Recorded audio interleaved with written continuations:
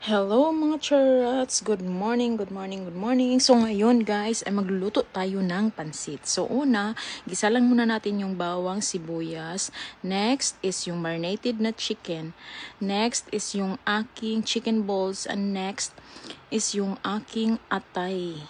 So, ayan na guys. After that, nilagyan ko ng tubig at nilagyan ko ng carrots. And then, after carrots, ay nilagyan ko na siya ng Baguio beans.